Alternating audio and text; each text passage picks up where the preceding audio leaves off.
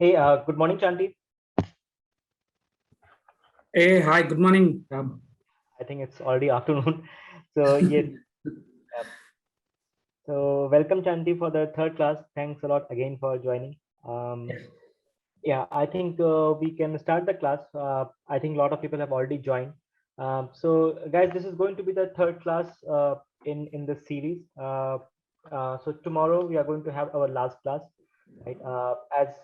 So whoever will be completing, this four-class course, we will be actually giving them the certificate. So tomorrow we'll share one document, right? One Google form where you can give us your details so that we will be able to provide certificates to you. So this certificate will be given to people who have attended at least three class out of the four class, right? But trust me, it doesn't matter. The most important thing is that you guys learn Python and take your career from there, right? So great, Jantik, please go ahead. Yeah.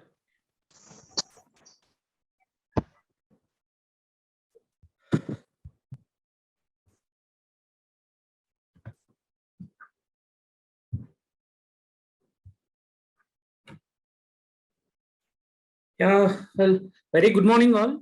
Hope everyone can see my screen. Yes, Yes. fine. So, guys, due to some hardware issue, my personal laptop is unable to connect to the network. So that's the reason I was connected with another device, and in that device I don't have any Python setup. But I'm sure I can explain you all the programs through a Python online compilers. Maybe few people are already using. So maybe a same program that you can test in your systems also. So I'm using the online IDE today to explain you the rest of all the content with the programming part. So this will not make you the difference. I hope you remember, guys, the last session I have given you, I mean, the last weekend, I have given you the functional and non-functional programming differences. I hope I just remember everyone. And then we have discussed the main use of the function. I think I remember the global keyword purpose. So there is a discussion, we have made it as a local and global variables. If any variable declared outside the function, that variables are called as global variables. And if any functions, I mean, if any variable declared inside the local variable, then we called as local variables. I hope this all the things we covered. I think so. And then we have discussed the function preparation ways. So function can be prepared in four ways based on the parameter list and return type. Based on the parameter list and return type. We covered like with parameters with return value, without parameters and with return value, and with parameter list and without return value. And the last one is without parameter list and without return value. I hope this is also clear, right?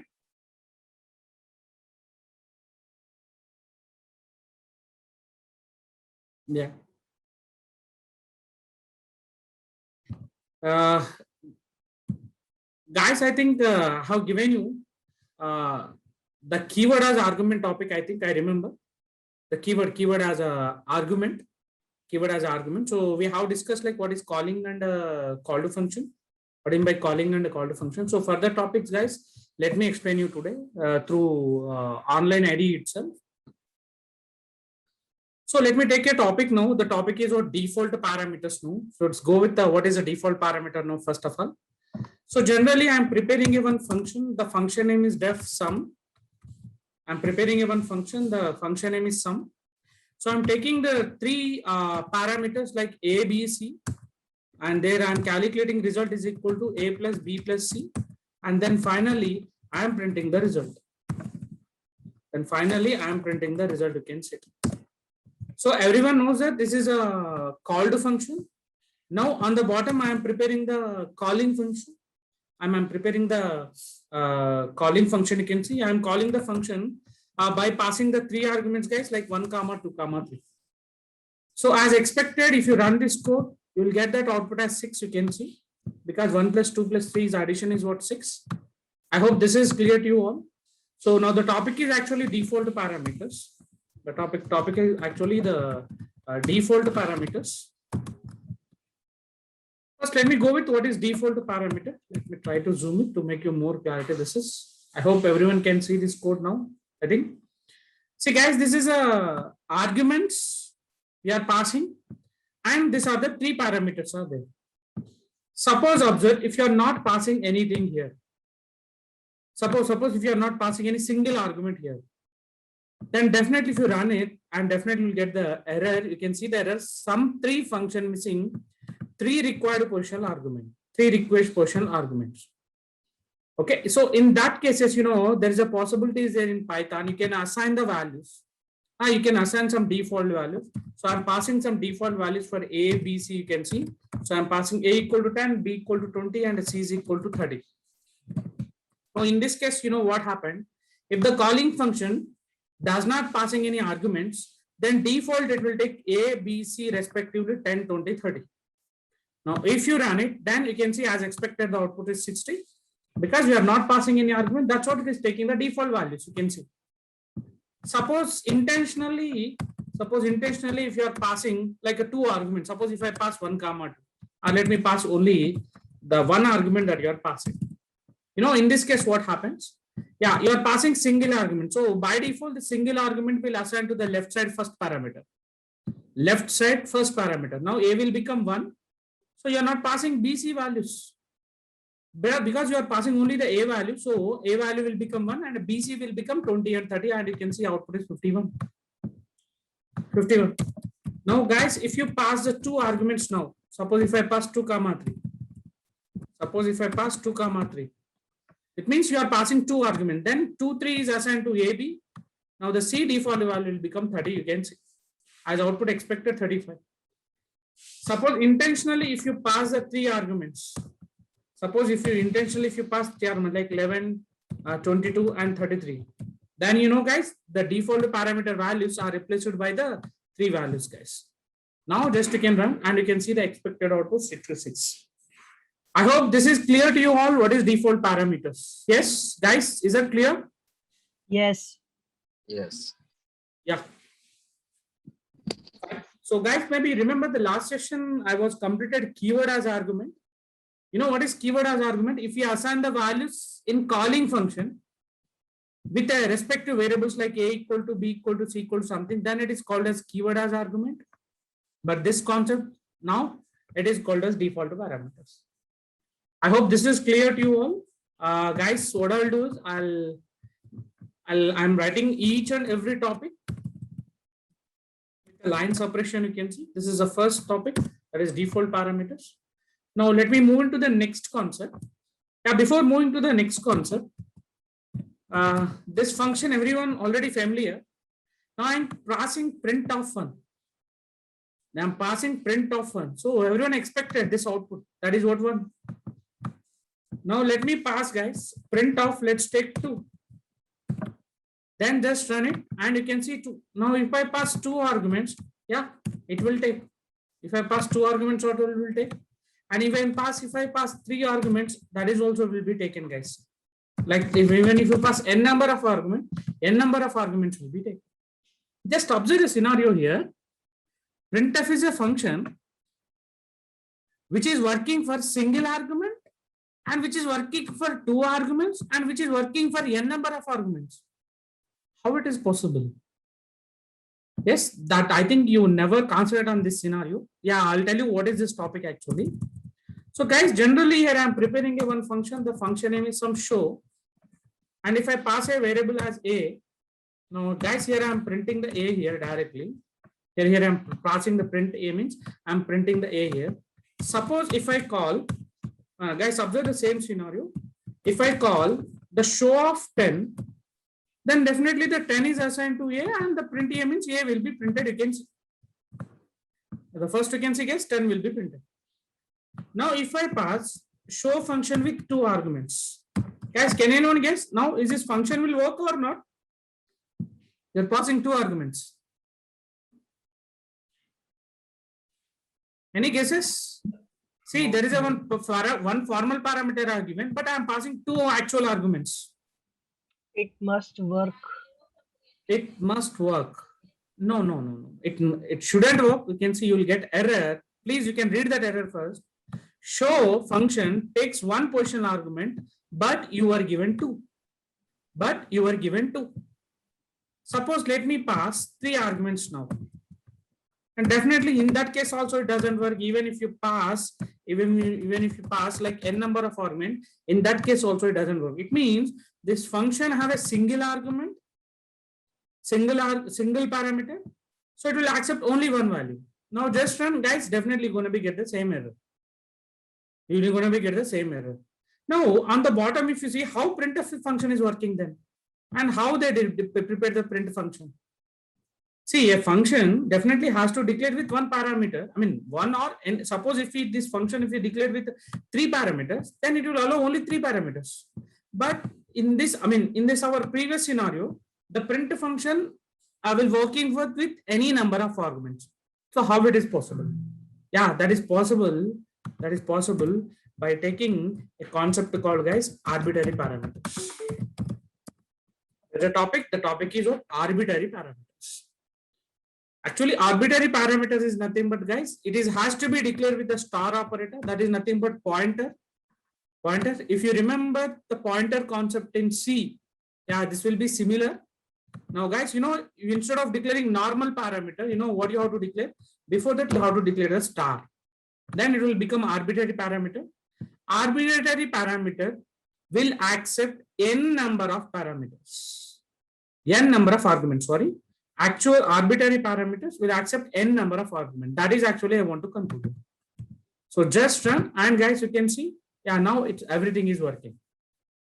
Now definitely people have a doubt in your mind.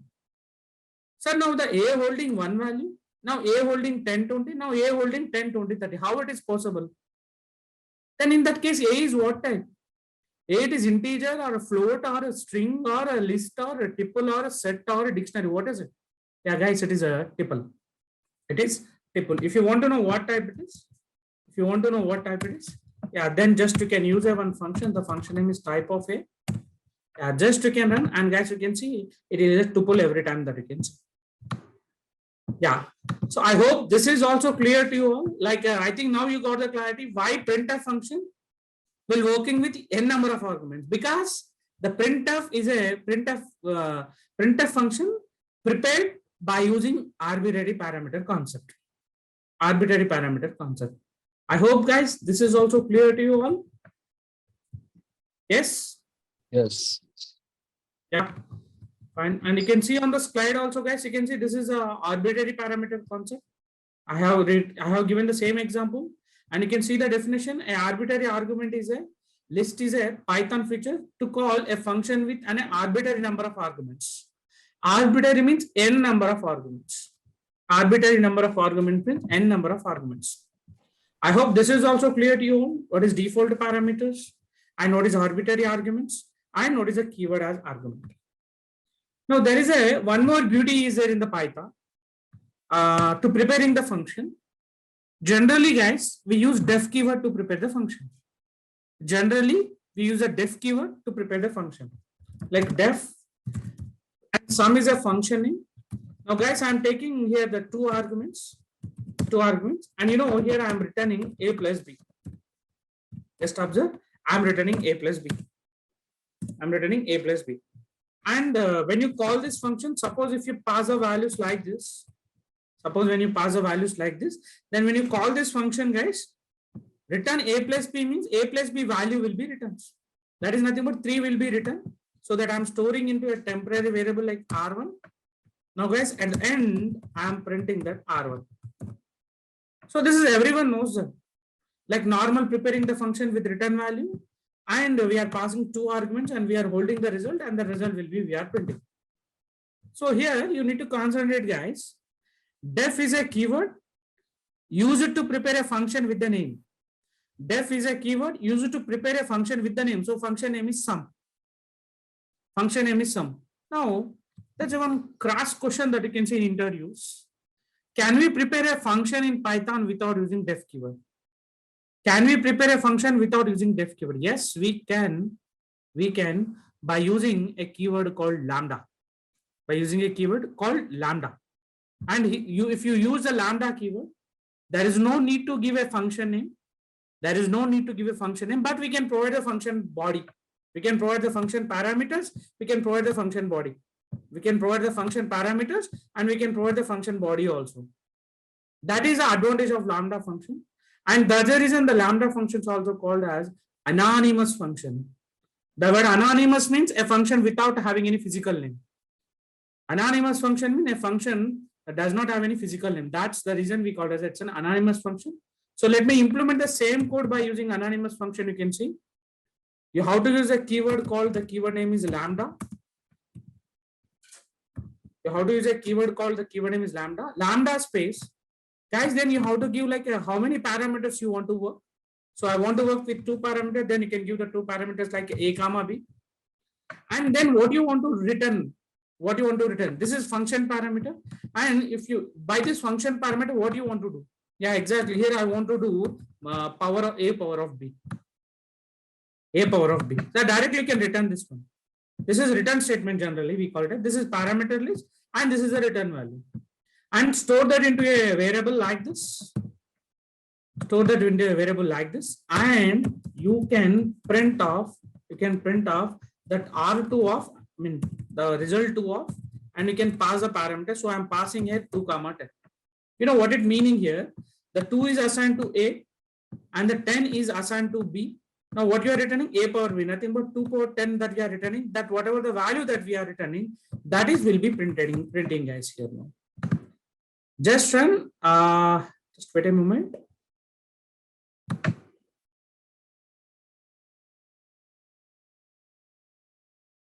I think the parameters are not required. That's my bad. Yeah, guys, you can see. Suppose if you want to do the addition, yeah, you can return this addition A plus B, you can see. Yeah, you can see 3 and 12, you can see. 3 is a normal addition that you did. And there's a 12 that you did by the lambda function. I'll repeating again. Lambda is a keyword used in Python to prepare a function without def keyword and without physical name. That's the reason it is called as anonymous function. That's the reason it is called as anonymous function. Let me take you one more requirement. I will give you one more example. Suppose if you want to do average of 3 numbers, then you can use the same keyword, the lambda. And average of 3 numbers means you can take the 3 parameters like n1, n2, n3. Then colon, you can return the logic like n1 plus n2 plus n3 and just do by 3. And store that into a variable like R3. And at the end, you can use a print statement and you can pass the 3 arguments. Like you can pass like 100 and 200 and let's pass in 600. Let's run and you can see this output, that is average of 3 numbers. I hope this is also clear to you all. The lambda function, you can see what is a lambda function or anonymous function. An anonymous function is a function that is defined without name, while normal functions are defined using def keyword in Python, but anonymous functions are defined using the lambda keyword. Here I have given some example for the anonymous function, guys. That is a lambda keyword. This is, you can see addition of 2 numbers. This is average of 3 numbers, and this is a power of a number. Power of a number. You may double check it also. Guys, is that clear?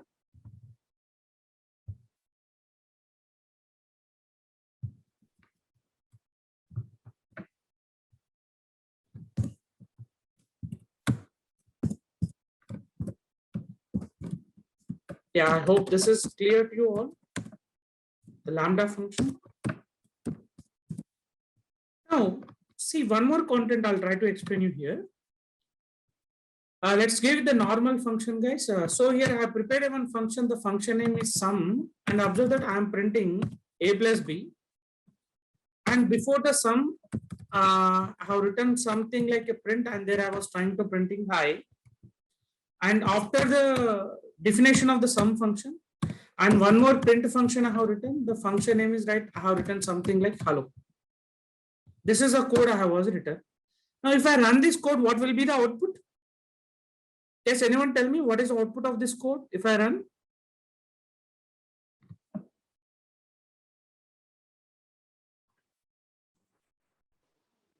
Print Hi, all. hello. Yes, Hi, exactly. hello. Hi, A plus B, hello. No, A no. plus B नहीं आएगा. Yes. You want to get A plus C. You define the function, but you're not calling. Only hi, hello. Yes, exactly. But we And have I given the want to print conclude statement, here. right? Yes. This, see, Python interpreter will execute the code line by line. Python source code will execute always by the Python interpreter line by line. So the first print of hi will be printed. Then this function is loaded but not executed. Loaded, just loaded. And the fourth line, again, you are calling the print function hello. So the hello will be printed. You can see hi, hello. Now, unless if you not call the function, like if you pass here, like if you call the function from here, wherever you are calling, from there itself will start its execution. From wherever you are calling, from there itself, it starts its execution. It means that Python program does not have a specific entry point. Always the code execution starts from line by line. That is from the beginning of the line, code execution will be started. But in a particular point of view, suppose there is a strong requirement that you want to make an entry point of the program. Okay, like other programming language like C, CPP, Java, .NET, the execution starts from main. And the same thing now, sir, can we have a main function in Python? Yes, we can. But the difference between the Python and other language here is, in other languages, main function is prepared by the users, that is developers, but called by their compilers and interpreters with respect to the C, CPP, Java, .NET program compiler and interpreter. But in Python, main function is prepared by the user and as well also calling by the user. Let's see how to write it. Let's see how to write the main function. So guys, how we prepare the normal function? You prepare the main function like this. Okay, now I'm printing one message. The message here is inside the main. I'm printing like main entry. I have written something like main entry. Yeah, this is preparation of the main function. This is preparation. Even if you run the code, you won't get any like a differentiation, guys.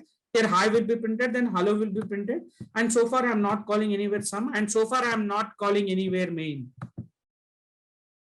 Okay, suppose if you want to call the main function, then definitely you have to call explicitly. The main function is called by the user explicitly. And there's a special syntax is there. Yeah, everyone has to remember the syntax. The syntax is if _name _ is equal to, and in single quotes _main _ and here guys you can call your main function. Yeah, this is a syntax. Everyone has to be remember this is. It means now the execution starts from the 10th line. See, the first this hi will be printed, and these are not under the functions. No, see the printf hi is not in there inside the function, so that it will execute hi as usual. Then this function is loaded. Then the statement executed. Then guys, here you are preparing the main function, and the main function you are calling from the 10th line. So 10th line from the cursor goes to the 10th line, from the 10th line cursor goes to the main line, and main will be printed. Here you can see. So guys, you can see first hi will be printed, then hello will be printed, then main entry. And from the main entry, guys, I'm calling a function called sum, and I'm passing the value like 110. Now you know how the code will execute. First hi will be printed, then this function is loaded. This function is loaded, then hello will be printed. Then inside the main, guys, you are printing some main entry, and then after that, guys, you are calling the sum of 10 and 110. So control goes to the second line, and that piece of code executed. Now, guys, here I am writing something like main exit. Main exit. I hope this is the code is clear to you all. Let's run and check this, guys. The output first hi hello, then main entry, and you can see 110 and the main exit. I hope this is also clear to you all how to prepare the main function in Python.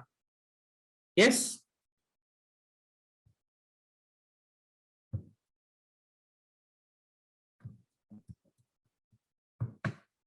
Guys, can anyone give me the confirmation? Are you clear like a main function in Python? Yes, sir. Yes, sir. I have given some description. Maybe please you can go through it. You will come to know. Python interpreter executes script starting from top of the line always. There is no specific function that Python automatically executes. Okay, nevertheless, having a defined starting point for the execution of a program is useful to understanding how a program works. Okay, that's the reason, guys, we can explicitly prepare the we have to prepare the main function. Okay, so on the top you can see, guys, I prepared the say hi and say hello function, and from the main function, guys, I am calling the say hi and say hello, and on the bottom, I'm calling the main function. I hope this window is also clear to you all, the main function. And guys, next some small topics will be there. And all small topics will be used in a topic called decorators. There is a very, very, very important topic, decorators, because we use much in the real-time programming, the decorator. So to understand the topic, guys, the decorator directly can't understand. There are some small topics will be there to directly get into the decorator. So I'll go with one by one. So please focus. Please focus the topics. Anyhow, I'm removing this code completely and I'm making only here the sum function here. Sum function here. Now I'm printing here the sum. Just I'm printing here the sum. Well, you know, guys, here you prepare a sum function and you are printing anyhow a plus b, but you are printing a sum function. A function name that you are printing. You know, guys, what you will get? You will get address. You can see, you will get the address of the function. Every function has a physical memory in the system. That physical memory, guys, that you are seeing here. The physical memory that you are seeing here. I hope this is clear to you all, I think. Now, guys, you know what I'm doing? I'm taking one more variable name is add, and for that one, I'm assigning the add. You know what it meaning here? Some address we are assigning to the add. Some address we are assigning to the add. Now, guys, I'm calling add of 1, 2, and also I'm calling sum of, let's take guys 3, 4. Let's run, guys. You will get now in that case both will be work. Actually, you know, this topic is generally we call it as call it as aliasing the function. Aliasing is nothing but just giving another name. Just giving another name. Sum is the original function, but we are giving its name to another name. The name is what add. Like that you can prepare. Like that you can do the aliasing also. The function body never change. Okay, but the name will be changing. So in that case, the original function will work, and as well as the duplicate function is also work. And again, I'm repeating you, this all topics are to you to understand a concept called decorators. So let me go with one by one topic. So then only you can understand. I hope this is clear to you all. Aliasing function, a small topic this is. Yes. Can anyone give me the confirmation? Is that clear? Yes, sir. Yes, sir. Yes, sir. Yeah, fine, good.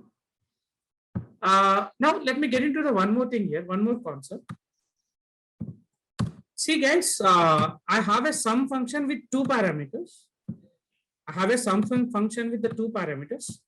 Anyhow, I am passing the 2 parameters. Or before that, what I am doing, I am taking m comma n. I'm taking m comma n, and the respective values I'm storing 12 comma 14, and here passing as m comma n. So as expected, the output is 26. You can see the output is 26. But you know, for the same function, before the sum function, I'm preparing 2 more functions. The function name is say hi, and is returning hi. And there's a one more function I'm preparing. The function name is say hello. And is it returning, guys? It is returning hello. It is returning hello. Okay, there are totally 3 functions I prepared. But you know what I'm doing here? Observe carefully the sum function. The sum function now, I was trying to taking 2 more arguments. So please observe carefully this is. So I'm taking 2 more parameters like p comma q also I am taking. So now totally the function have the 4 parameters. The sum function have the 4 parameters. Now definitely when you're calling this function, you're not supposed to pass only the 2. You have to pass 4. That we know.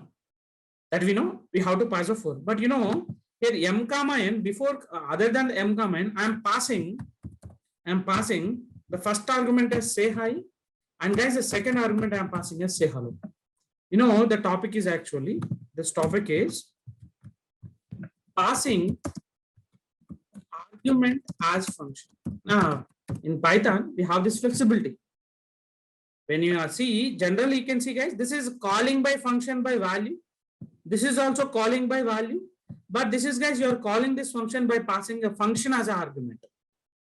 Function as argument. Now you can see say hi is assigned to p, and the m value is assigned to a, and the n value is assigned to b, and the say hello function is written assigned to Q. Now, before printing the a plus b, before printing the a plus b, you know what I'm doing? I'm calling p function, and after printing the a plus b, guys, I'm calling the q function. I mean, you got the clarity. P and q are simply aliasing for. P is a alias for say hi, and a q is a alias for say hello. Okay, just I am printing them. Okay, now maybe you got the output. Now the output is first hi, then addition, then hello will be printed. I hope this is also clear to you all, guys.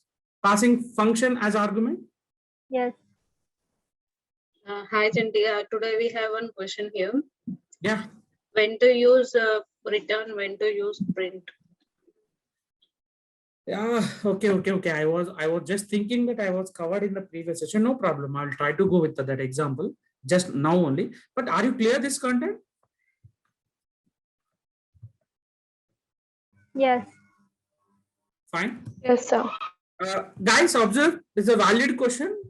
But let me take you the two requirements and I will go with the conclusion for your question. Yeah, the requirement one, let me take it as sum of 3 subject marks. This is a first requirement, sum of 3 subject marks. And second requirement is I'm taking as average of same 3 subject marks. Average of 3 subject marks. This is my requirement. So definitely what you need to do, first you have to prepare one function. That function will doing the sum of 3 subject. And then we have to prepare one more function. The function name is average. And then we have to do the average. But guys, we know average, if you want to do average, first you need a sum. Definitely you need a sum. Okay. So observe the scenario is, suppose if the requirement 2 is not there. If the requirement 2 is not there, then what you need to do is prepare a function sum, take the 3 subject marks like this. Okay. And directly, guys, you know, result equal to you can do S1 plus S2 plus S3, and you can print the result. It means in this scenario, they are asking to us to print sum of 3 subject marks. But if the second requirement is added like average of 2 numbers, it means average is a function which is using the logic of sum. It means whenever you are preparing the sum function, it has to return, it should not print. It has to return the result. It should not print the result because this function logic used by another function. Now let me conclude it. If a function result is not used by any other functions, then you can print it. Suppose if you are thinking that if a function result used by another function, then always you have to return. Now guys, I'm writing the next function. You can see average of, let's take subject 1, subject 2 and subject 3. See here, I'm not calculating the sum. Again like S1 plus S2 plus 3. Instead, I'm calling the sum function by passing S1 and S2 and S3. So if you call this sum function now, definitely you'll get the sum and the value is returning. Now what you can do here, a result is equal to, you can do sum by this 3 directly and directly you can print the result.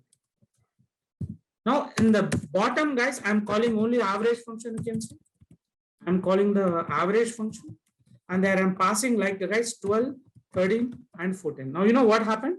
Yeah guys, now you understood that this is my last requirement, no? And this last function like printing the result. Suppose observe that this average function also used by another function, then you have to return it. Instead of print, you have to return it. Now guys, you can see the output is 13.0. I hope you clear, guys, how this code executed. So we are calling the function from 10th line. From 10th line, the control goes to the 6th line. And here we are calling this result equal to sum. Sum means again from here the control goes to 3rd line, and here the code execution will be starts. And here the result will be returned. I hope this is clear to you all. when to return, when to print. Yes, sir. Yeah. Yeah. So this is what the conclusion of that content. And yeah, I'm about to explain passing argument as function. Now let me take one more concept here. Let me take the same example as I discussed now. This one is, suppose if they are asking, suppose they are asking the same requirements, guys, like sum of 3 subject marks and average of a subject marks. Okay, sum of 3 subject marks and average of 3 subject marks. So first, what you are doing, you are preparing the sum function. You are preparing the sum function, and then you are calling the sum function inside the average function. I hope this is clear to you all. I think just now I explained, but now, guys, one more content I'll explain you here. Observe carefully. In this program, I have 2 functions, but this sum function is always used by the average. The sum function is always used by average, and the sum function is not used by any other more function in the Python program. If the sum function is not more used by any other function, then you know, guys, what you can do. You can prepare this sum function. You can prepare this sum function as a inner function of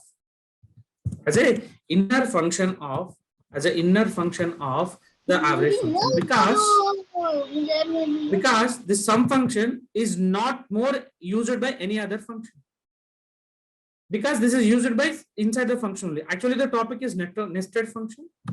The topic is, guys, actually the nested function. So in Python, we have a flexibility. To prepare a function inside another function. You can see, guys, the syntax I'm telling you first. Def space, fun1 I have taken. And inside the function, if you prepare one more function like this, inside the one function, if you prepare one more function, then it is called as nested function. And the situation, I hope you got the clarity. If this inner function is always used by only this function, then we can declare it is as an inner.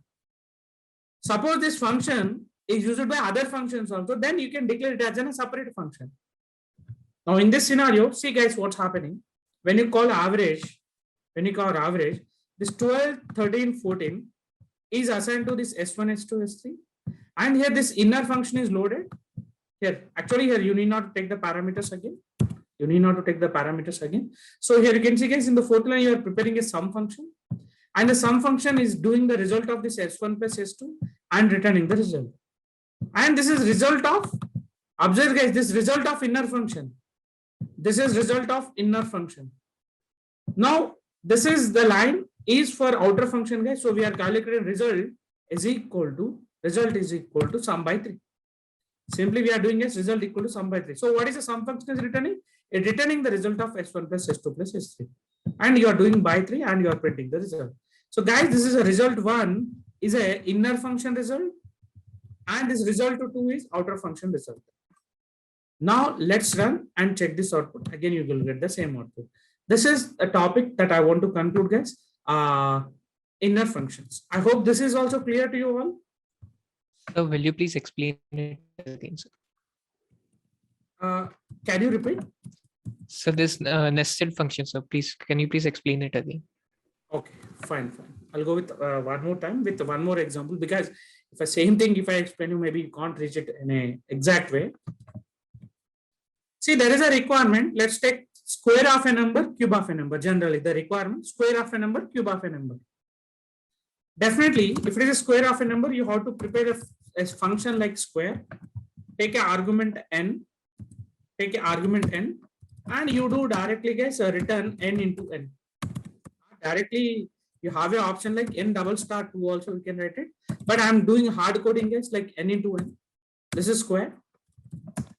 Now there's a one more function I prepared it. The function name is cube, and maybe you understood the logic. The logic is written n times n like that. You have to do it. So both function returning some result. But guys, here you see, you're already doing n into n here. You're already doing n into n, but this n into n is already doing by the square. And in this program, I decided that only the 2 functions. And this function is always used by this Q function only. So in that case, I mean, if the functions are interrelated, then you need not to prepare separately. You can make it as an inner function like this. Or you want to write from the scratch, I'll try to write it. You can see I'm preparing a function, inner function, the square. And you know what I'm doing? I'm returning n into n. So observe this inner function is returning n into n. And guys, here, the last line, you know what I'm doing? I'm directly printing n times square. You know, n is nothing but, see, let me call the function, then you can understand. Suppose if I pass cube of 10, the 10 is assigned to n, and the square function returning 10 into 10. And the print, you are printing what, guys? 10 into the square. Square is already returning the 10 into 10. So just run and you can see. Written spelling, sir. Yeah, it's a spelling mistake. Yes, correct. Yeah, now you can see the 1000. Is that clear now? Yes, sir. Yes, sir. If the functions are interrelated, I'm repeating you, if the functions are interrelated, then you can go with the inner functions. Otherwise, it's not required. It's not recommended. And let me take you one more concept. I think this program again will make sense to you, everyone. Guys, fifth line, you know what you are doing? You are printing n times square function. But what if we return a square function, and if I pass cube of 10, see here inner function returning some value, and outer function is also returning a function. Outer function, observe the outer function is cube, is returning the square. Square is nothing but, guys, returning the n into n. Now if I pass cube of 10, definitely one value will be written. Now can anyone guess what is the output if I now? What is the output of this code? 100, sir. 100. Yes, correct. The output. One second. It's showing some address. It should not show some address. Just 1 second. Square brackets. Square brackets, sir. Correct. Yeah, the output is 100. Actually, the topic is, see, generally, a function can return the value. See here, returning n into n. But in that case, you can see, guys, this function, a function returning another function. A function can also return another function. This is actually the topic. The topic is, in Python, there is a possibility. A function can returning another function also. A function can returning another function also. This is actually the topic. This is actually the topic. A function can also returning another function. So I'll try to conclude you this all the things, guys, so far what we discussed. And now I'm about to discuss the decorators. So for the decorators, the first you have to know what is aliasing. It means a function name we can give, a original function name we can pass to another function also. And the second thing we discussed, passing argument as a function. Like we can also pass a function as argument like this. And next we can prepare a function inside another function also that we call as nested functions. Nested function. And third one, if you see, guys, a function is also returning another function. I hope this is clear to you all so far, guys. Yes, sir. Yes, sir. Let's give me one the code. Then after that, I will go with the decorator generally. Preparing one function, the function name total of items. I'm taking I1, I2, and I3. And the code is, let's take some result is equal to I1 plus I2 plus I3 that I am doing. And finally, I am returning the result. I think this code will not confuse you all always, I think. So this function will returning the result, So I'm printing the total of items of I'm passing, let's take guys 100 and let's take 250, 100 and 250 and let pass 650. So as expected, the output is guys 1000, I hope. Okay, this is just take a scenario that you ordered 3 items in the Zomato. You ordered 3 items on the Zomato, right? But that this is the definitely the total items that will get, that is what 1000 rupees. Yes, you will get the total out of item, that is 1000. Guys, for your order, you may add the coupon or you may not add the coupon.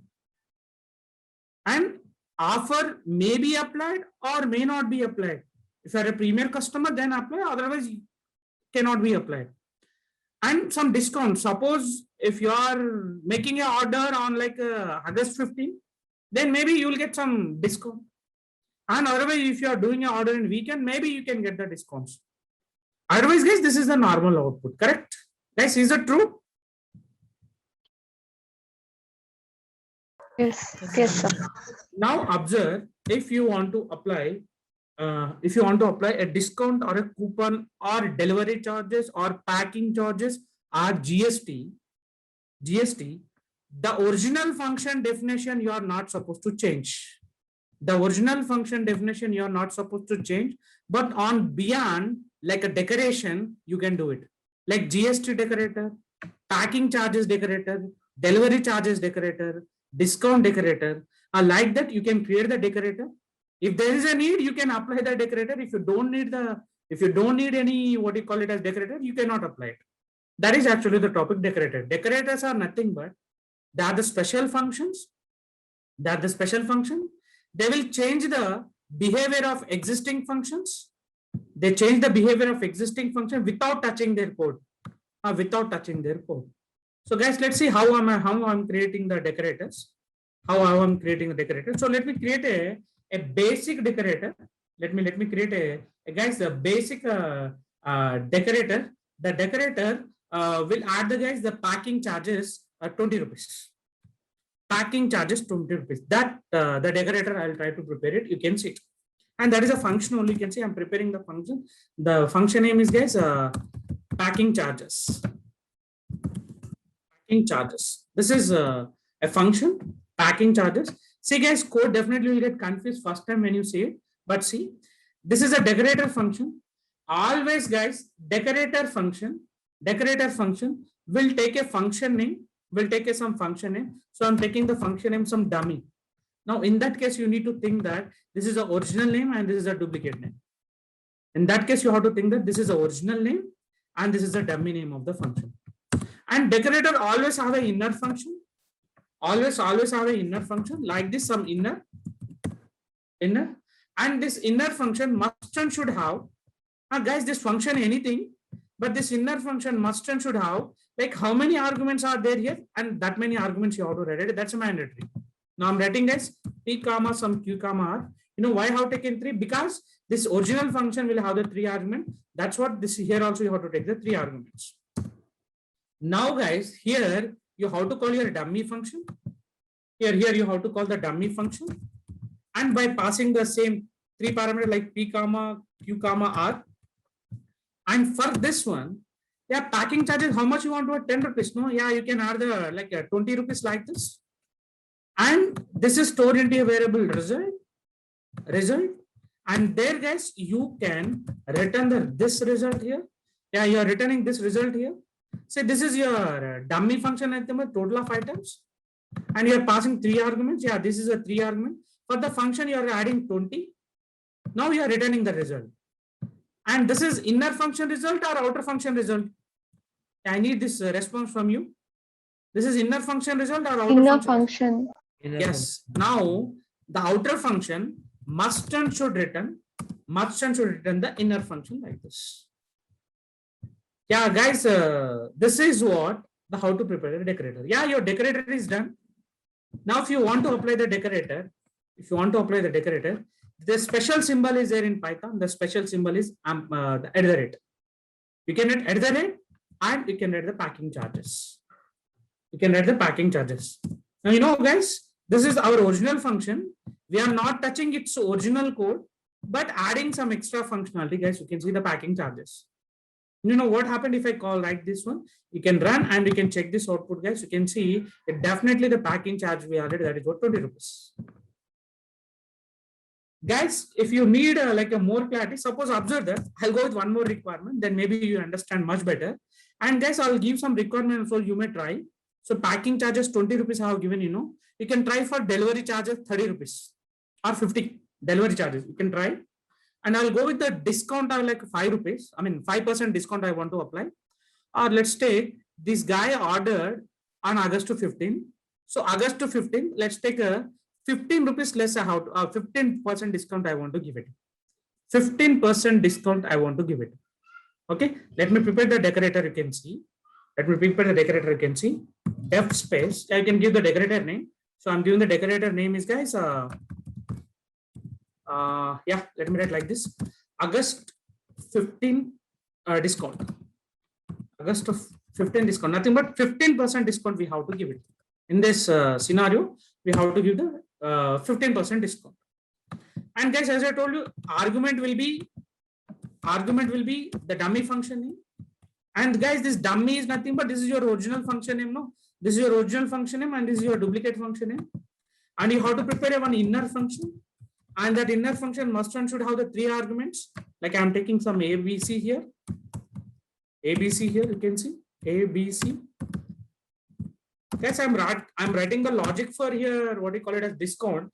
I'm writing the logic for discount. Okay. If you don't know, then you can try it. But I'll write the code. You can see how to do the discount. So I'm calling, guys, the dummy of. I'm calling dummy of A comma B comma C. So I'm calling the original function. So we'll get the total here. You'll get the total. Yeah, you can store into a variable called some T. You'll get the total here. You'll get the total here. And guys, for the discount D variable equal to I'm taking total minus. I have to do total minus total multiplied by how much the percent, like 15, and by, guys, you have to do the 100. Guys, don't ask me again the discount formula, that you have to know it. So I calculate the discount. Now, guys, I'm returning the discount, and this is a inner function returning value, inner function returning value, and the outer function always return the inner function like this. Now, if you want to apply this decorator, yeah, you can write like this, guys. Now just run, and you can see, guys, 850 rupees. Yeah, because the 15% discount is there for 1000 rupees. Sir, can we apply more than one decorator? Yes, you can. You can also apply more than one decorator. You can see, yeah, like this. Now, packing charges will be added and the discount will be there. Now run and you can check it. Guys, you can see 867. First, 850 will be there. 850 for the total. First, packing charges will be applied. Total charges for packing charges, including, guys, 1020. For 1020, guys, the 15% discount is going to be applying here. I hope this is also clear to you all, guys. Yes, sir. Yep. So practice it. Just practice it. Then only you can remember. Otherwise, you can't remember. Decorators are very important in interview purpose. So let me go with the decorators. So aliasing. These are the subtopics, as I told you, nested functions. And you can see, guys, the aliasing function, giving another name. And this is passing function as an argument. And guys, this is a function returning another function. You can see function returning another function. And you can see, guys, these are the decorator. I have given some example, but you can try this one, guys. Few examples I have given. You can try remaining, like coupon of 10 and delivery charges, packing charges, discount, and GST of 18%. Like that you can prepare the decorators and try to apply it with the original functions. I hope, guys, this is also clear to you all. And there is a topic, small topics will be there, like call by value, call by address. Maybe if you see this example, then you can understand. Otherwise, you need any clarity, then definitely I'll give you now. And there's a topic, yeah, there are 2 more topics will be there. Let me cover now. Just 1 second. Yeah, this is, I hope everyone clear to you, the decorators. Generally, there is a concept, guys, call by value, some call by the references. Sometimes you can see these kind of things in other programming languages. Now you have to think that in Python, is it following call by value or is it following call by address? Definitely, you have to know. So for that purpose, I'm preparing a one function. The function name is show1, and I'm passing an argument as a. And guys, I'm doing a is equal to, let's take a plus 10, and I'm printing the a. I hope this is clear to you all. I think this function will taking the argument as a, and it will adding the 10 value and will print the a value. Now guys, here I'm taking m is equal to, let's take 100. M is equal to 100. Now I'm calling the show function of m. Now definitely, as expected, the output will be, guys, here 110, right? Let's run, and you can see the output will be 110. You can see, yeah, you can see the output is 110. And after the calling, if you print the m value, after the printing the m value, I mean after calling your function, then if you print the m value, m value will be as usual printed. That is what 100 as usual. You can see it. I hope this is also clear to you all. I hope this is also clear to you all. Guys, you know, this is generally we call it as call by value. Simply, you're calling a function by passing the value. You're calling a function by passing a m value. Okay, I hope this is clear to you all. And let me take one more function. The function name is show2. There's an argument like I'm taking b. Yeah, initially I'm not doing anything. The pass, guys, pass is nothing but preparing empty function. Forgot? Pass is a keyword used to prepare the empty function. This function will not doing anything. Initially it is not doing anything. So on the bottom, guys, I'm taking a one variable n, and I'm passing here 1, 2, 3. I'm passing 1, 2, 3 here as a, I mean, this is a list. Everyone knows this is a list. Okay, the list I'm storing into the n. And guys, you know what I'm doing? I'm calling show2, the function I'm passing an argument as, and nothing but now the b will become a list now. The b will become the list now. The b will become the list now. Now you know what I'm doing here. I'm writing guys here b of 0 is equal to, I'm making 100. B of 0, I'm making 100. Now I'm printing the b value. Now guys, what is the output so far? This output I need it. What is output? B output is what?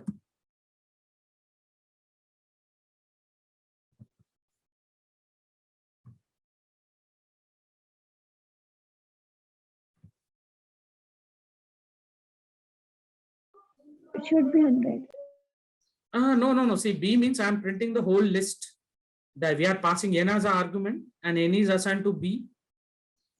Okay, and b of 0 nothing but first the argument value that I'm changing to 100, and remaining 2, 3 as usual. Now 100, 2, 3. Correct, 100 and 2 and 3. Right, perfect. But after calling this show2 function, again I am printing the n value. Now tell me, the n will be 1, 2, 3 or 100, 2, 3? 1, 2, 3. 1, 2, 3. Fine. But let's see, the output will be 100, 2, and 3. You know what's happening here? Here, you know what's happening here? You're calling a function by passing the address. You're passing here n address. But here you are passing call by value. So, sir, what will be the difference? Yes, I'll give you the difference. If it is a basic data type, like int, float, complex, boolean, string, then always it will be a call by value. But if you are using like any collection data type, guys, like list, set, tuple, dictionary, then guys, then it will become always the call by value. Simply the n address we are passing to the b. N address we are passing to the b. It means n and b both are pointing to the same address.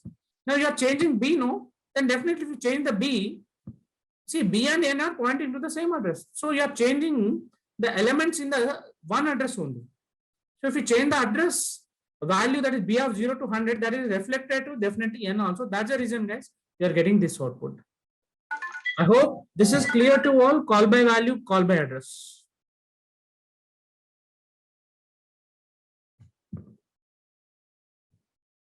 Yes, sir. Yes, Yeah. sir. For collection data type only, we are passing the addresses. For basic data types, if you use, then always it will be call by value only. So I hope this is also clear to you all. The topic is call by value and call by address.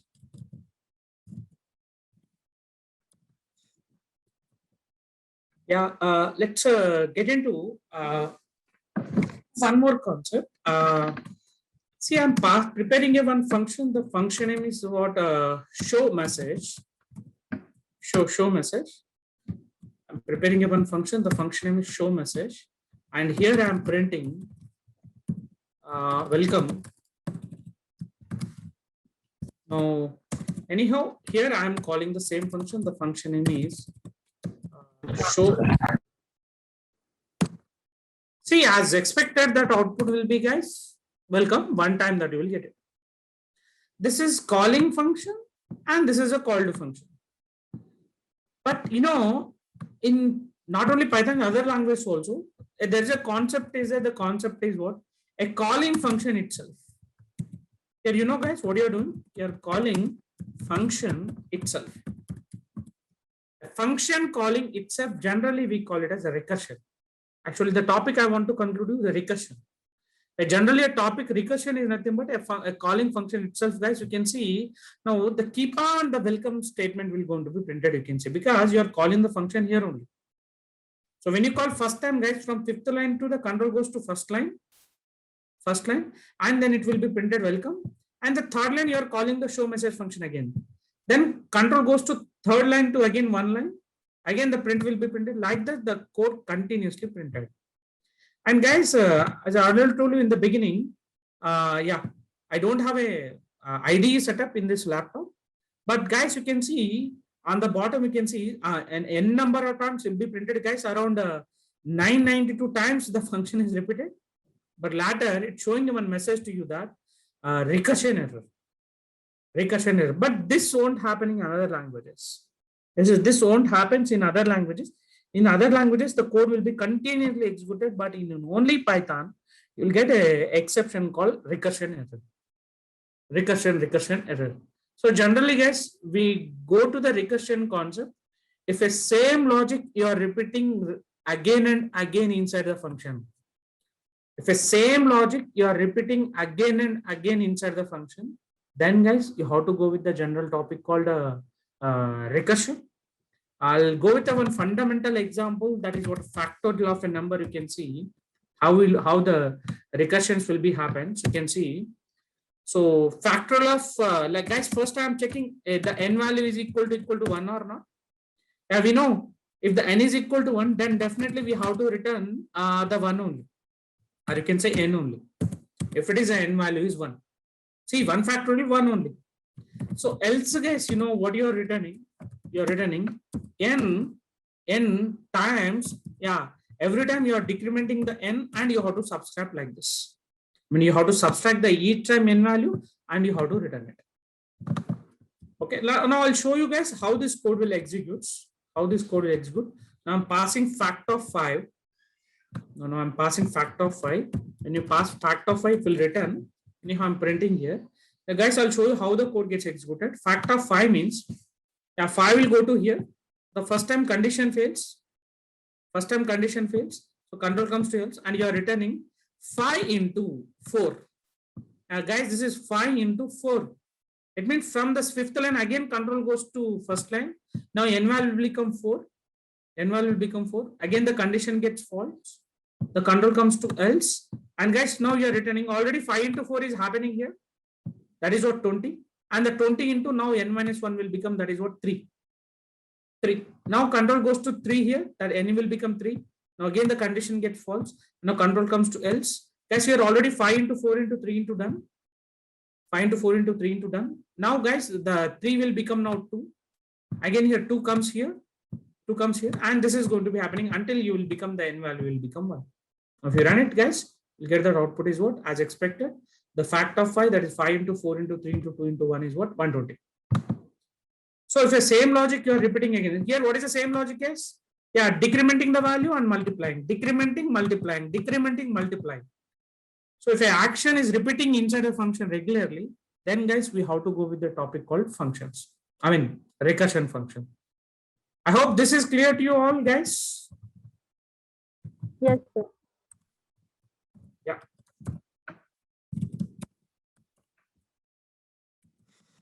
Okay.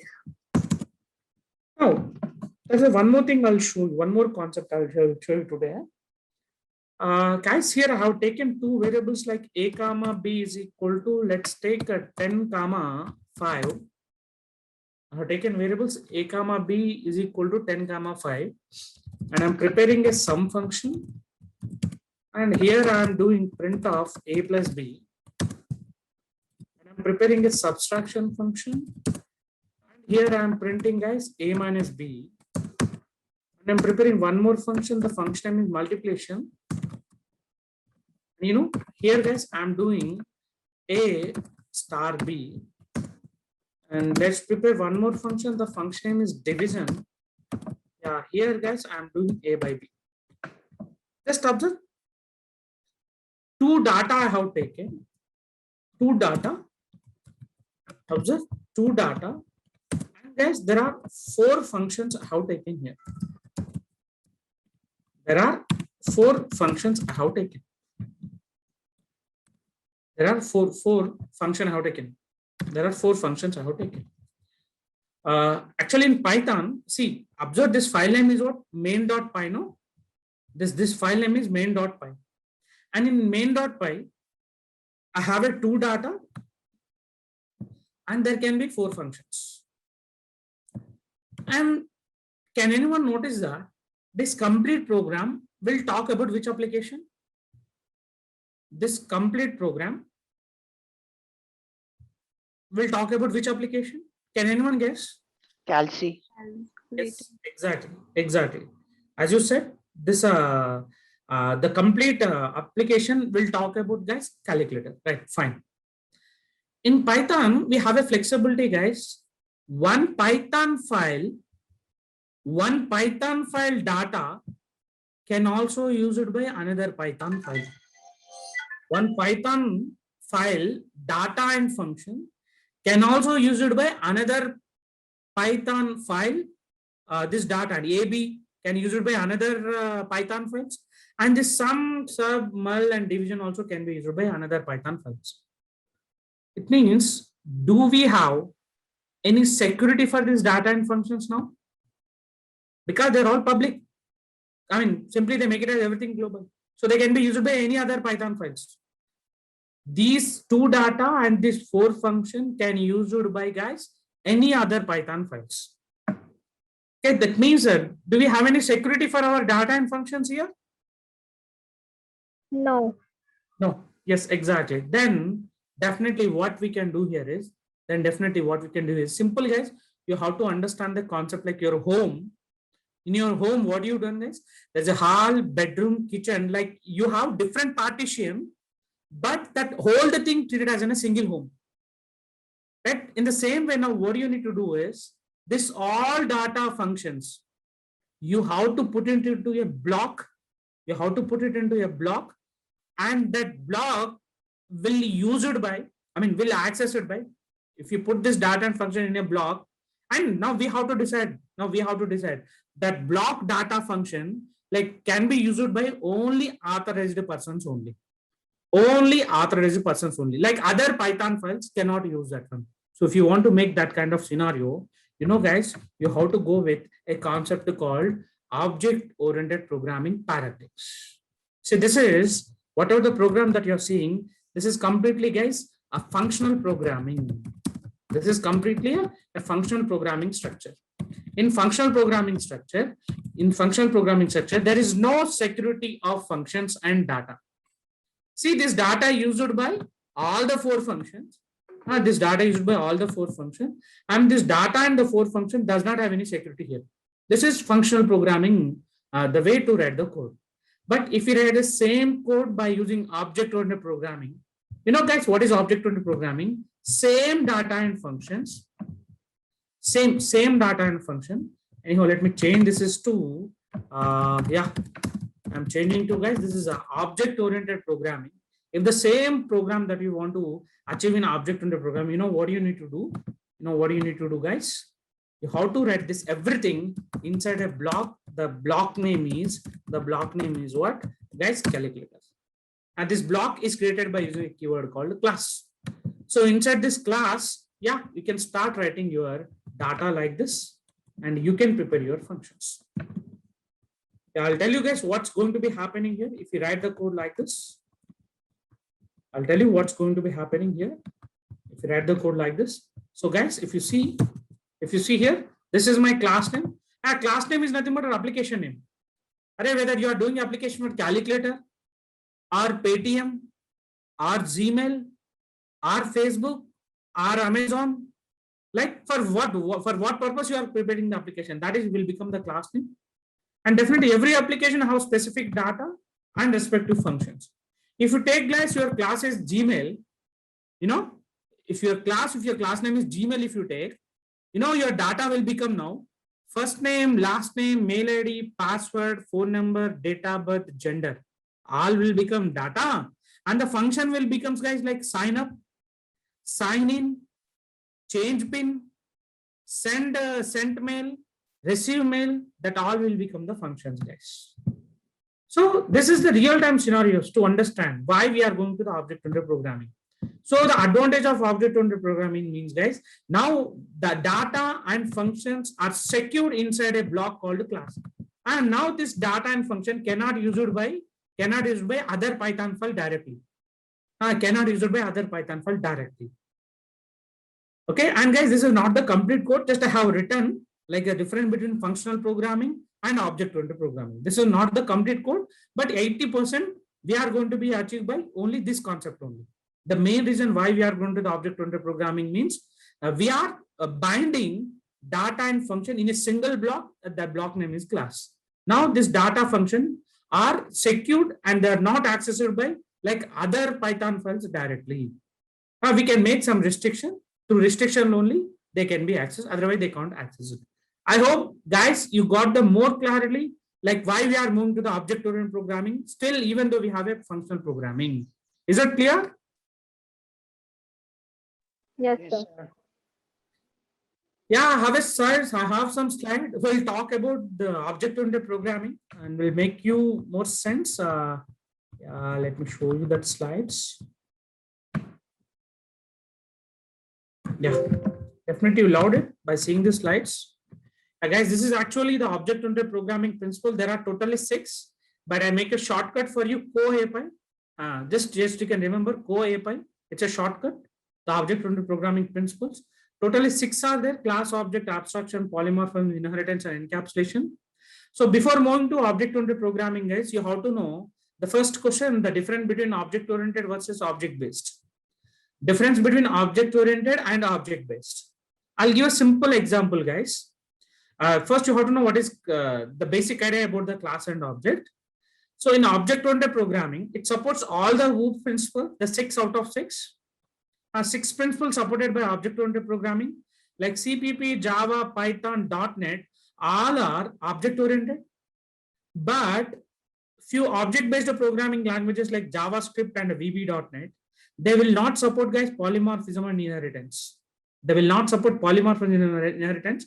And I know that you don't know what is polymorphism, inheritance and all, I know. But this is just differences, guys. And one more difference is you can see. Object-oriented programming provides ready-made classes, but objects developer has to create. It will provide only classes, objects developer has to create. But object-based programming languages, guys, they provide ready-made classes and as well as objects also. They will provide ready-made classes and as well as objects. Now, the second question, if you see, what are the advantages of the OOPs? Okay, just a quick question to you all. If a new mobile released today in the market, only today, and you went for a shop and you buy it, and after buy it, if I ask you, can you tell me all advantages of mobile? Definitely the answer is no. Because that day only you purchased it. After 1 year or after at least 1 month, if you ask me like what is the advantage of that, then definitely every content. Yeah, this is actually my position day one. So anyhow, I listed out, but I can't conclude them. See, once if you know what is class object, then you will come to know how the class object will provide a simplicity of the code. And once if I complete abstraction, you will come to know how confidentiality is achieved. And once if I completed polymorphism, you will come to know how readability is achieved. And once if I complete inheritance, you will come to know what is reusability of the code. Like what is encapsulation? Yeah, you will come to know once if I covered this modularity of the code. And that's the reason. Yeah, anyhow, I listed the advantages, but now you can't understand. Once if I covered one by one topic, you will come to know. First, guys, we will go with the concept, what is class and object. Anyhow, guys, without knowing the class and object, I've shown you some dummy program to you. Anyhow, I'll complete this program by using object-oriented programming. Okay, let's move it, guys. What is class and object, first of all? Yeah, by my next slide, we'll talk about class and object. You can see, yeah, this definition, guys, will make you sense. But other than the definition, if you see the diagram, then you will understand much better. So, guys, please focus on the left side of my screen. On the left side, if you see, I have a blueprint of car. I have a blueprint, but right side you can see some physical car object companies that you can see like Ferrari, Ford, Hyundai, BMW, Volvo, right? So this is class and this is object. So class is an imaginary thing. Class is always an imaginary thing. That is physical, not exist. But an object is nothing but a physical existing thing in the world. Guys, even see what class will do is generally, what class will do here is class will describe the two things, guys. Generally, you can remember a formula. The formula equal to C is equal to A plus B. Please remember a formula. C is equal to A plus B. Always class describes the attributes and behaviors. Always class distributes the attributes and behavior. You can see, guys, what is attribute? Yeah, all car objects can have color, model, price, brand. And all car objects, guys, can have acceleration, brake, clutch, gear change, and speed. Like that we have it. So, guys, these are all we called as attributes, and these are all we called as behavior. Behavior is nothing but functionalities. And attributes are nothing but properties, guys, simply I can say. I hope this example, maybe you got the clarity what is class and object. But one more slide is there. Maybe you can understand much better. Yeah, this is one more slide you can see, guys. The left side you can see a class diagram. Yeah, this is a human. This is a human class, and it is not really it is not visible, right? A human cannot visible. But objects you can see, guys. Objects, they are physical existing person in the world, you can see. You can see they are the two are physical existing persons, you can see. And all human objects can have their name, age, height, and weight, and address, phone number, mail ID, like this. But and also, guys, all the human beings have the common behaviors like eating, sleeping, and walking. So simply again, I will repeating the formula. C is equal to A plus B, A for attribute and B for behavior. And objects are physical existing. Objects are physical existing, and whereas a class is imaginary thing only. Guys, is that clear what is class and what is object first? Yes, sir. Yes, Yes, sir. sir. Okay. This example, okay, fine. Maybe you understood, but sir, how we convert it into the programming? How do I convert it into the programming? Yes, the next slide you can see, guys. Yeah, this slide. Yeah, this slide just now shown you calculator application. And guys, what you are doing here? You are doing 100 plus 50 and you are getting 150. So your 100 is a data 1, 50 is a data 2, and plus is a one function, subtraction is a one more function, multiplication is one more function, division is also a one more function. So in this application, guys, these two are data and these all are functions. All are functions. And now we have to keep it this all in a single block. That block name is, guys, class, and that class name is what? Calculator. Can you see in the next slide? You will understand much better. You can see, guys, here the data is num1 and num2. And guys, the functions generally we call as methods. Yeah, sir, again a new word for us, method. Sir, what is method again? Hey, don't confuse, guys. If you write a function inside the class, If you prepare a function inside the class, it always set to be a method. Simple. It's just another name. Method is nothing but, don't get confused. Method does not have any speciality. Same way we can prepare, but the only difference is the function that has to be prepared inside the class. Now you can see, guys, in this diagram, I am explaining this is a real-time application calculator. Now I'm converting this is into a class. You can see the class name is calculator and has the two data, guys. You can see num1 and num2. Have the 4 methods, guys. You can see the 4 methods are like a division, multiplication, and addition and subtraction. I hope this makes sense to you. What is class and how to prepare a class? Yes. Yes, sir. Yeah, the Yes, next sir. slide you can see just more extension of this content, just more extension of this content. And left side you can see, guys, I prepared a class. Anyhow, right side I have written some code, definitely will get confused, no problem. But you can see left side I have written a class diagram, but just now we discussed this one. In the previous slide only we discussed. This is a diagram. Now I'm converting the diagram into code. Guys, this generally we call it as forward engineering. This is generally we call it as forward engineering, nothing but converting the diagram into source code. We call it as forward engineering. And it is not toughest code, guys. It is not the tough code. It is very simple code only. Anyhow, already I initiated that code to you here. I'll show you the complete code now. You can see. I'll show you the complete code now. Guys, this is data initialization. Generally, we call it this is data initialization. But in Python, there is a special function is there for data initialization. There is a special function is there. The function name is int. Guys, we call it as a special function. You know why it is called a special? Because we need not to change this one. We use the same name. We have to use the same name. We don't have a chance to change this name. See, on the bottom you can write, I have written 4 functions. No, they are user defined.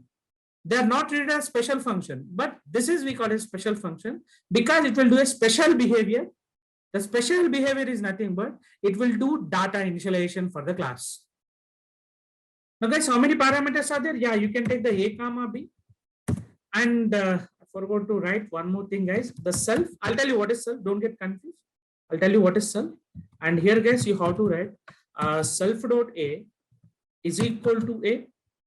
Okay, or else, guys, you can write like this also. Self.b, self.a comma self.b is equal to a comma b. And guys, wherever you are doing the a plus b, always you have to write the self keyword. The one who have a knowledge on Java, guys, self is nothing but like a this keyword. But don't get confused. I'll go with what is self with practically. Okay, and guys, here I'm doing. Yeah, this is subtraction. Guys, anyhow, you can add a lot of functions, but I'm adding only the 2 functions here. You may add a lot, but I have it only the 2. And as I told you guys, a function is also called as a method if you prepare inside the class. If you prepare inside the class. So guys, this is a data of the class, and this is we call the generally data initialization part. And guys, this is we are preparing the methods. And this is everything we have to write inside a block called class. So now this is generally we call it as a guys class block. Generally we call it as a class block. And if you see the previous diagram, this is class and these are the objects. Again, these are the class, car is a class and these are the objects. Sir, now you prepare a class, then what is my object? Guys, as I told you, Gmail is a class. Gmail is a class and its objects are myself. I am the object one because I have an account. Yourself, you are one more object to the Gmail application because you people also have the Gmail account. And let's take one more example. Paytm is a Paytm is a class and myself I am the object one and yourself you are the object one if you have a Paytm account. Like this, if you see this example, guys, which I covered here now, which I covered now. Calculator is a class, and this application used by how many people? N number of people can use this application. And the people, the one who are using this application, that people are treated as objects. That people need to be treated as an object. Guys, this is a calculator application. And how many people are using? Let's take one person is using, the person name is Arjun. The person name is Arjun. Arjun using this application. Now Arjun itself, we call it as an object. And this application used by another person, let's take Ram. And that Ram person is also another object. I hope you got the clarity, guys. What is class and what is object programmatically? I think. Now you've done your class now. You prepared your class now. Now, guys, it's time to prepare the object. Now it's time to preparing an object. So, guys, to preparing an object, to preparing an object, we have a syntax. The syntax is what? Object name, you can write it like this. Object name can be anything. Like I've taken object one is equal to, object one is equal to, object equal to. You can write the class name. You can write the class name and you can pass, guys, what this object values. Now, this object you want to work with which values? So I want to work with now 10 and 20.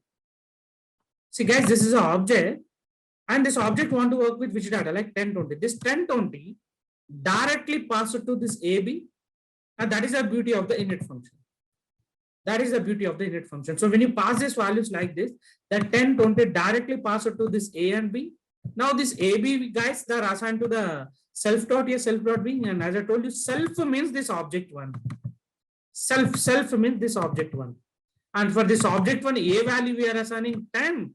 And once again, self dot means nothing but, guys, again the same object, the B value we are assigning to the 20. So now this object is made with A value is 10 and B value is what you call this, guys, 20. If you want to check it, you can print, guys, you can print object 1.a, object 1.a, and guys, you can print object 2.b. Yeah, just run and you can check it. Yeah, guys, you can see the output will be 10 and 20.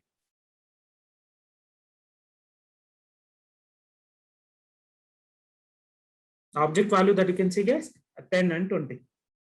Okay, guys, this is what object creation.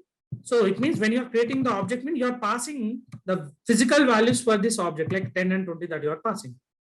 Now, guys, you can test these methods, like sum and subtraction method, you can test it. But before you test, make that arguments also will be the self, because they are the object methods.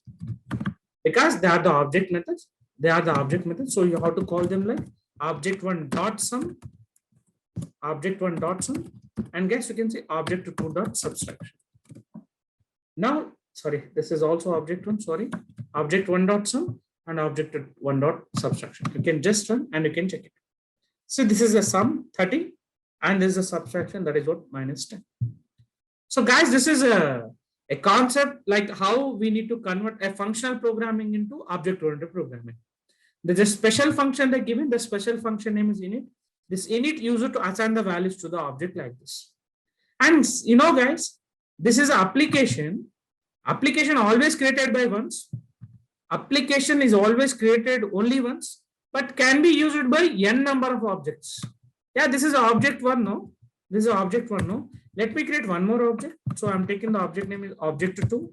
Now, guys, here I am passing the values like 1 or 3, and let's take 45. Now you may also check object 2.a, object 2.b, and guys, you can also check object 2.sum and object 2.subtraction. Just run and you can check it. I hope, guys, this is clear to you all how to convert object functional programming to the object-oriented programming. Yes? Yes, sir. Yes, sir. Yeah, as I committed you in the beginning, in functional programming, there is no security. And there is, right? But now you see, guys, inside the class, you prepared two data, A, B, and you prepared sum and subtraction, two functions. But see, now you are not accessing directly them. You are not accessing directly them. Through object only you are accessing. You can see object 1.a, object 1.b, object 1.sum, object 1.subtraction. Like that, you have a chance to access. Otherwise, you can't access them. That's what, guys, how we provide a simple security for the data and function that we prepared inside the class. So, guys, on the slide, I clearly mentioned the syntaxes you can see. Yeah, guys, you can see the syntax of class is class name, and inside it we have to write body of the class. And guys, body of the class is nothing but you can see attributes and behavior. If a car is a class, Yeah, its attributes are brand, mileage, and the price. And the behaviors are nothing but guys, ABC. Acceleration, brake, and clutch. And this is the syntax of the class and the example of the class. If you see guys, the object syntax, you can see the syntax is object namespace is equal to class name of object values. And guys, you can see the example, object nothing but if the car is a class, its first object will become Honda. And guys, you can see in the parentheses, you are passing the values. See, brand, mileage, price. Brand is Honda City. Okay, mileage is 21.4. And guys, the price is 10 lakhs. You can see Skoda Activa, and that is what a brand name. And mileage, you can see 13 kilometers. And the price is, guys, you can see 8 lakhs. And another example also I given, you can see, guys, if human is a class, its attributes are name and age. Name and age. And guys, behaviors, you can see sleeping, eating, and walking. And the example also you can see, guys, the object example, human and human too. I hope, guys, this is also, you got the clarity. What is a class and what is the object, how to create it. And guys, let's get into some special functions in the class. One special function you already know. One special function you already know. The function name is init. There's one more special function is there. The special function name is delete. The special function name is delete. And you know what this delete function will do? The function, the name itself, that it will delete the data. It will delete the data which is insulated by the init function. Okay, simple guys. Delete is also a special function. Okay, and what it will do is it will delete the data which is insulated by the init function. Through init function, we can set the data to the object. I'll repeating you. Through init function, we can set the data to the object. Through del function, guys, we can delete the data which is being initialized. So this is for set and this is for remove. There's one more special function is there. One more special function is there. The special function name is, guys, string function. There's a special function. The first special function name is a string function. You know what this string function will do is it will return your object data. It always return your object data in string format. I'll repeating you. The string function always return your object data like self.a, self.b in always string format. But guys, this self.a, self.b is by default there in integer format, no, because you are passing the 10 and 20. But as I told you, the string function always return that in string format, right? So you have to convert them. You have to convert them into the string. For that purpose, we use a function called string. And here I'm concatenating by the comma here. Concatenating by the comma. Again, the b is also integer, no? So convert that is into also string format like this. Guys, I'll repeating again. There are the three special functions. Like one is can set data to object, and one is can get data from object, get data from object, and one is remove data for the within an object. We call it as them as special functions inside the class. Special functions inside the class. They will do all operation on the what you call it as, guys, data only. So now the question is when they execute it. When they execute it. Yeah, definitely that is also you have to know it. When they execute it, that is also you have to know it. Yeah, the three special functions are there. You have to know when to execute them. So yeah. Guys, in the first line, what you are doing, please focus. You are preparing the object. When you preparing the object, guys, automatically the init function gets called. When you're preparing the function, the init function will call automatically the 1020 directly assigned to the A and B. And that A and B assigned to the self.a, self.b. You want to see the proof, guys. For the proof, you know what I'm doing. I'm doing some decoration here. Just I'm doing some decoration for the proof. Yeah, doing some star, and this just init is called. I have written something else. Some init is called like this. You can see it. Now just run and see, guys, what happened. As I told you, when you preparing the object, init function is called. Now the second thing is, guys, when you are printing the object, automatically the string function gets also called. automatically. If you want to see the proof, yeah, you can also see the proof. Here, this is a string function is called. Just run and you can see it. Guys, you can see now. Yeah, the object when you are printing the object, automatically it will call the string function and will printing the decoration like a string is called. And guys, you are returning the values like A and B, that A value will be printed as it is. You can see 10 and 20. Sir, then what about the del function when it is called? When it is called, I'm not sure, guys, the del function will be called or not here, because there are online IDs. No, online IDs. No, there. I'm not sure whether this is called or not. But you know, guys, when the del function is called after completion of the all object work. So what is the first object work, guys? Sum. And the next object work, guys, that is what subtraction. And after completion of this all object works, automatically the del function is also gets work. I'm not sure whether they run or not. But guys, same code if you run in your laptop, I'm sure this release function is also work. Release function is also work. Guys, this is what I want to conclude you. The 3 special functions inside the class, that is init, string, and del. Okay, I'll conclude it again. You can see init use it to set data to the object. String use it to get data from the object, that you what you set by the init. And del use it to remove the data within an object. By using the del keyword, we can remove the data like this. And the automatically execute, but delete function, it is not calling here, but you can test in your lab. Definitely the code will be work. So I hope, guys, this is clear to you all so far. Yes, sir. Yes, sir. Yeah, that is also, guys, I mentioned in the slide. You can see that is also I mentioned in the slide. You can see, guys, now you can see a calculator. I have prepared the init function first initially, but let me move on. Yeah, guys, this program will show you. You can see special methods inside the class. Init, string, and del. But generally, we call it init is a constructor and del is a destructor. And guys, this is the syntax to prepare. And as I told you, the automatically executes at the time of object creation. Init will be called, and when you print that object, string will be called. And once the object work gets completed, then the delete is will work. And guys, this is the program just now shown you. And guys, rest of the things I'll try to cover in tomorrow's session.